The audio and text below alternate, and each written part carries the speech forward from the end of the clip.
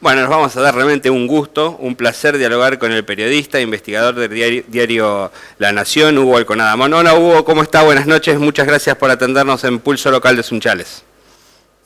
Buenas noches, gracias por recibirme. ¿Cómo le va? Muy bien.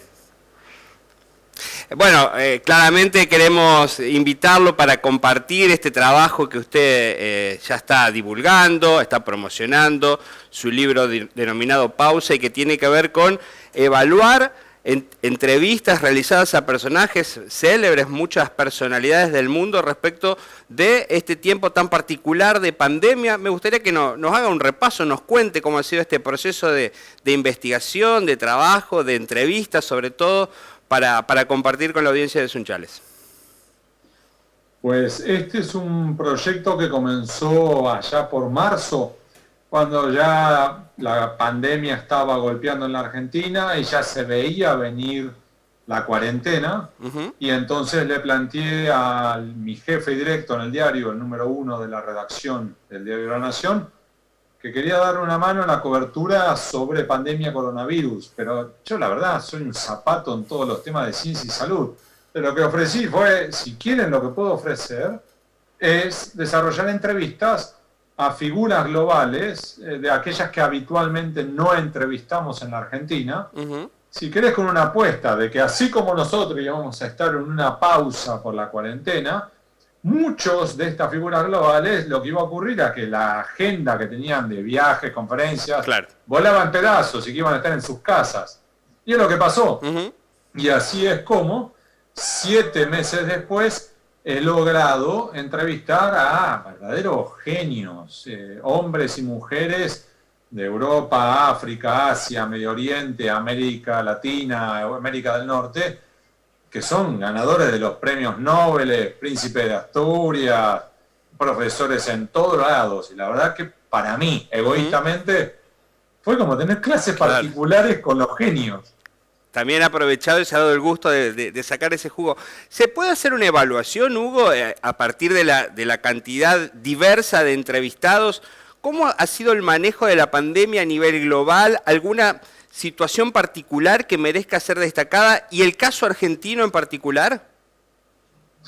Lo que tenemos allí es varias lecturas. Primero, que este es un problema global, pero que carece de una solución global. Porque en definitiva, ni las Naciones Unidas, ni el G7, ni el G20, ni siquiera la Organización Mundial de la Salud han logrado coordinar una estrategia planetaria. Recordemos que, por ejemplo, en la Organización Mundial de la Salud, un buen día, Donald Trump dijo buenas noches, hasta luego, y se fue, y les retiró fondos, que al final después apareció, recordarás, Bill Gates para poner el dinero que no lo ponía Estados Unidos. Con lo cual, ahí ya tenés un problema estructural, ¿sí? Algo que cruje. Primero. Segundo, que después acá no se trata de una cuestión de países, gobiernos autoritarios o países democráticos. Pasa por una cuestión de aquellos países que se apoyan en los conocimientos científicos y aquellos que, por el contrario, aprovechan para hacer lo suyo. Entonces tenemos buenos ejemplos en países tan distintos como pueden llegar a ser desde Nueva Zelanda a Alemania y desde Vietnam hasta Suecia, si querés, con distintos abordajes entre sí, ¿sí? Y por otro lado, tenés algunos que han hecho verdaderos papelones, desde Estados Unidos hasta Brasil, en los cuales, por ejemplo, Estados Unidos, recordemos que el presidente ha llegado a recomendar que tomaran algo parecido a la lavandina. Es una locura, pero esto ha ocurrido. Y luego, sobre la Argentina en particular, lo que también tenemos allí son, primero, rasgos llamativos, la cuarentena más larga del mundo, pero al mismo tiempo con índices muy altos, pero también es un dato que hay que tomarlo en términos jurídicos, es lo que se denominan los atenuantes, ¿sí? Es decir, a la hora de sopesar las circunstancias, o decir, mirá, estábamos en un momento en el cual no se sabía si los barbijos funcionan o no, si el virus se contagia por el aire o no, si es preferible estar en lugares cerrados o abiertos, si se puede hacer deportes o no. Entonces, es un contexto complicado que en el caso de Argentina se potenció por la situación económica. Y si querés, cierro con este punto. Un dato que una y otra vez sí se repite entre los entrevistados es tomar a la pandemia como una lupa que agiganta aquello que ya estaba allí. ¿Qué quiere decir eso? Por ejemplo, países que ya tenían problemas de brecha educativa, esto lo hizo volar por los aires. Países que tenían problemas de pobreza o problemas de desigualdad social, ahora se han agudizado. Y por el contrario, aquellos países que ya tenían cierta flexibilidad, que ya tenían desarrollo tecnológico, que ya estaban utilizando, por ejemplo, clases virtuales, esto les ha permitido darles un salto hacia adelante. Pienso en esa misma línea para la lupa sobre los problemas argentinos, la economía, lo social, el sistema sanitario, por más tiempo que ha pasado en cuarentena, nunca va a ponerse a la altura de las necesidades de esta pandemia, ¿no? Estaba demasiado atrasado. Y en ese punto, a su vez, es, si querés, dejemos lo que ya pasó. Miremos para adelante. Otro de los puntos en los cuales, en este caso, no se ponen de acuerdo estos genios realmente referentes mundiales de múltiples ámbitos, desde historiadores a psicólogos, filósofos, economistas, politólogos, ¿sí? Gente brillante. Es que si esta es la peor crisis que hemos vivido desde por lo menos el final de la Segunda Guerra Mundial, si hay que ir más atrás, hasta por lo menos el crack financiero de 1929, más para atrás hasta la gripe española de 1918, o más atrás hasta la última gran crisis del siglo XIX, allá por 1890. Lo que te están diciendo es que esto que estamos viviendo ahora es un sopapo que hay que tomar entre 7 y 12 décadas para atrás para poder tomar algo más o menos parecido en gravedad. Y mirando para adelante lo que dicen es, esto va a tomar años de recuperación, porque más allá de que encontremos, supongamos que mañana encontramos la vacuna, ¡buenísimo! Y todos nos podemos vacunar porque todas las fábricas se pusieron las pilas, nos podemos vacunar de acá a noviembre. En noviembre, listo, todo el mundo afuera, todo el mundo vacunado. Ahí no se terminaron los problemas. Porque lo que te están diciendo es que los problemas, por ejemplo, de desempleo, desigualdad social, pobreza, impacto educativo, van a tomar años, con suerte, años para recuperarse. Entonces, en esas circunstancias, el desafío pasa por otro lado. ¿Qué tipo de herramientas y soluciones se puede ofrecer aquí en la Argentina, eventualmente en un acuerdo político, para tener soluciones que realmente sean para el siglo XXI? Ese es el desafío. Claro, lo que parece es que va a haber un cambio de la agenda a nivel mundial, donde algunos temas van a ocupar un lugar más preponderante, la cuestión del cambio climático, cuestiones relacionadas a la investigación, a la ciencia, a la ecología, por supuesto. Pero en nuestro país tenemos otra coyuntura, parece que nos come la inmediatez. ¿Cómo vamos a hacer para incluir esos temas ante tantos problemas de la cotidianeidad, no? Y la verdad, mi respuesta es no lo sé. Y lo digo de corazón. ¿Por qué? Porque también te lo confieso de este modo. Antes de empezar esta serie de entrevistas, yo no le daba ni 5 de pelota, por ejemplo, al cambio climático. Lo digo de corazón. A ver, es que no creo que haya un cambio climático. No estoy diciendo eso. Yo digo que sí, que hay un cambio climático. Pero yo lo veía como uno de esos problemas que tenemos a largo plazo. Decir, bueno, lo iremos solucionando entre los próximos 50 años. Qué sé yo, tendremos problemas más urgentes. Ahora, cuando de repente vos tenés que 20 de los 25 cracks mundiales que entrevisté, que son, reitero, de múltiples ámbitos, que además vienen de distintas regiones del planeta, hombres y mujeres con distintas edades, y 20 de los 25 te dicen, esto no solamente es relevante, sino que es urgente, porque de acá al 2030 vamos a tener una crisis ambiental, y de repente vos decís, bueno, hay que prestar más atención. Ahora, a su vez, así como yo hago una autocrítica, yo digo, yo no le había prestado atención, yo no veo a la clase argentina dirigente, amplia, estoy hablando de políticos, empresarios, sindicatos, periodistas y demás, que estén afectados a este tema. Más aún, tampoco los veo demasiado involucrados en temas, si querés, tan importantes y más urgentes, como es, por ejemplo, solucionar la brecha educativa. ¿Vos los ves discutiendo sobre cómo desarrollar una educación para el siglo XXI? No. ¿O los vemos debatiendo sobre cómo dar soluciones realmente a los 3 millones de personas que quedaron sin empleo en los últimos meses? No. Yo no. No, Eso es lo que me preocupa. esbozo de acuerdo económico-social que tiene principios realmente muy elementales, muy básicos, ¿no? En los lineamientos que se conocieron ayer. Se supone que se podría ahondar e ir un poquito más profundo y a ideas más concretas para alentar el desarrollo, ¿no es cierto? Que aún así, tomo ese punto que vos remarcás y lo tomo por la positiva. Sí. Bienvenido, Bueno, bienvenido, sea. claro. Me alegro que lo hayan hecho. Al fin lo hacen.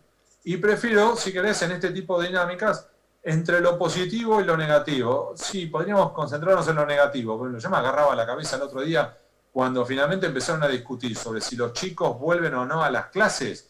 Y en ese momento se pusieron a decir, hay que diseñar el protocolo. Pero ¿me querés decir qué hiciste los últimos 7 meses? Lo único que tenías que hacer eran los protocolos para diseñarlos para que los chicos puedan volver.